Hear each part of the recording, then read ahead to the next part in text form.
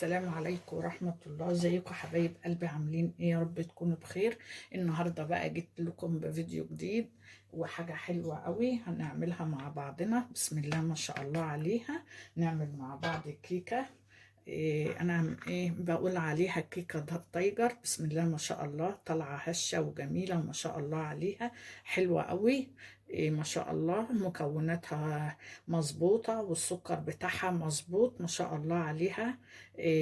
يعني مكوناتها سهلة وكلها موجودة في البيت، وسهلة وبسيطة قوي.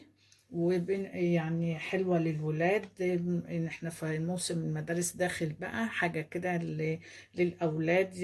جنب كوباية عصير، كوباية لبن الصبح. جميلة أوي وسهلة في تحضيرها. يلا بقى بينا على الطريقة. قبل ما نروح لطريقة التحضير، ما تنسونيش في لايك وشير واشتراك في القناة وكومنت حلو منكم قوي. وما تنسونوش اللايك يا جماعة. يا رب يجعلكم كده نعمة في حياتي يا رب. يلا بينا بقى نشوف طريقة التحضير مع بعض. بسم الله والصلاة والسلام على رسول الله. نعمل مع بعض النهاردة كيكة. أنا هسميها كيكة تايجر. المقادير بتاعتها: كوباية سكر، كوباية الا ربع زيت، كوباية لبن. هنا كوبايتين دي أنا نخلاهم ومعاهم باكنج باودر. تمام. ومعايا هنا 3 بيضات، وهنا فانيليا، وطبعا هنحط ذرة ملح ومعلقة خل. تمام كده. دي المقادير بتاعتنا اللي احنا هنستخدمها. معايا هنا بقى الشفشق بتاعي. ابدا كده اسمي الله واحط، انزل بالبيض. بسم الله الرحمن الرحيم. ومعاه الفانيليا. هنحط كل السوائل. ومعاه كوبايه الا ربع زيت. تمام. ومعانا كوبايه السكر.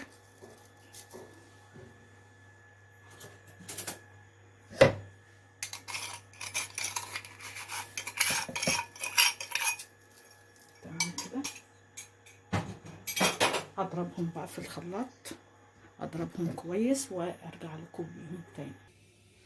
انا ضربت الخليط بتاعي يا بنات. ابدا بقى انزله في البوله كده بالشكل ده كده. ننزل بقى الكميه كلها. بسم الله الرحمن الرحيم.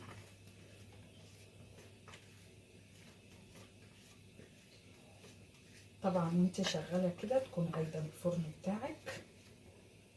تمام.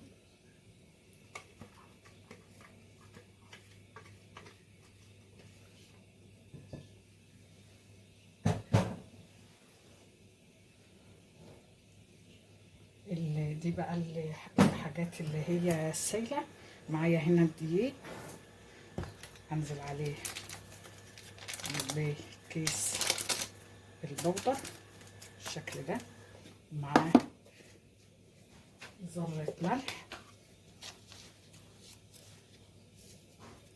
تمام. ومعانا هنا ننزل بقى كمان بمعلقة خل كده معانا.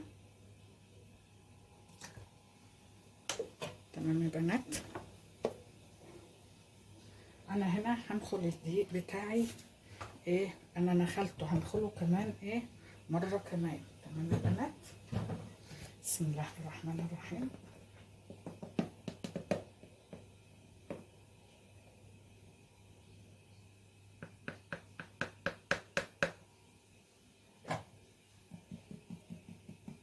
نبدأ بقى ننخل الدقيق بتاعنا تاني.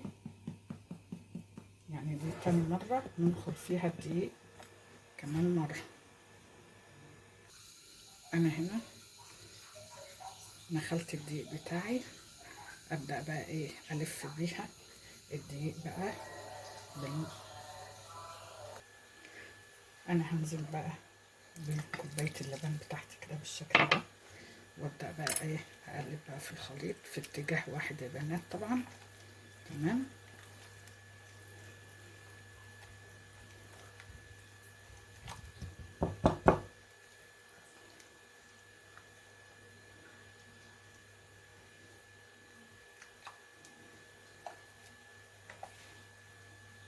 نبدا بقى نلف فيها كده باللبن اللي انا حطيته. يا بنات العجينه بتاعتي بتاع الكيكه اهي، بسم الله ما شاء الله عليها. طبعا لما بتلفي المكونات لازم تبقى ايدك في اتجاه ايه واحد. تمام زي الفل. معايا هنا بقى، معايا هنا الصينيه انا عاملاها بالسمنه ومعفراها بالدقيق. ابدا بقى انزل بالعجينه كده عليها، بسم الله ما شاء الله. نبدا نظبط الصينيه بتاعتنا. تمام. بقيه العجينه دي بقى يا بنات هنزل بقى بمعلقه كاكاو عليها. هنا بقى نزلت بقى بايه معلقه الكاكاو على الكميه اللي كانت بقى يا بنات. ابدا بقى انزل بيها على الخليط كده بالشكل ده.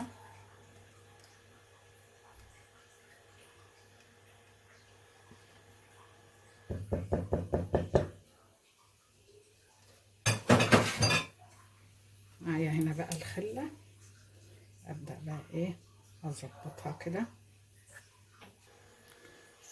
كده خلصت معايا يا بنات اهي. طبعا الفرن انا قايداه هدخلها الفرن. الكيكه بتاعتنا طلعت يا بنات، بسم الله ما شاء الله عليها. عشان كده انا قلت عليها ايه كيكه تايجر، لانها طالعه بالشكل دوت كده. تمام. انا هنا بقى بنات قلبتها في طبق التقديم. نبدا بقى نقطع الكيكه بتاعتنا بالشكل ده كده. بسم الله ما شاء الله اللهم بارك. طلع معانا تحفه قوي ان شاء الله عليها. طلعها بقى بالشكل ده ان شاء الله. شايفين الكيكه بتاعتنا ان شاء الله عليها، والحجم بتاعها مظبوطه ان شاء الله عليها، جميله قوي. بسم الله ما شاء الله. يا رب يكون الفيديو النهارده والطريقه عجبتكم. ان عجبتكم ما تنسونيش في لايك وشير. بحبكم في الله احلى متابعين. اشوفكم فيديو جديد، مع السلامه.